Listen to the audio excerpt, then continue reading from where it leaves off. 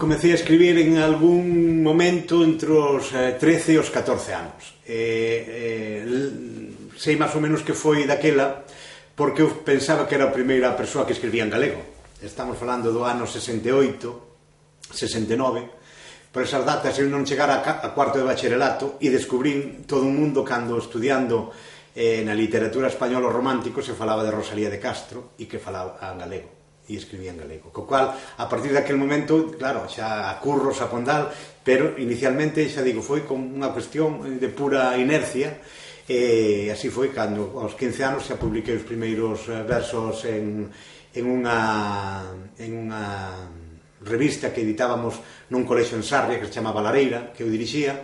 e que eso xa foi no 72, e xa foron varios poemas con entrevista, co cual, por aí, máis ou menos, foi unha cuestión de inercia, porque en Sarria, onde eu vivía, sobre todo,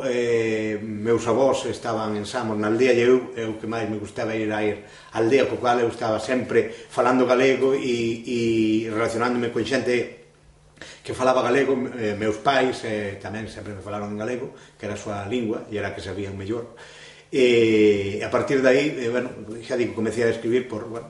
non sei por qué, unha cousa de neno que che dá, e logo xa descubres todo ese mundo e xa comezas a facer as cousas. Logo xa empecé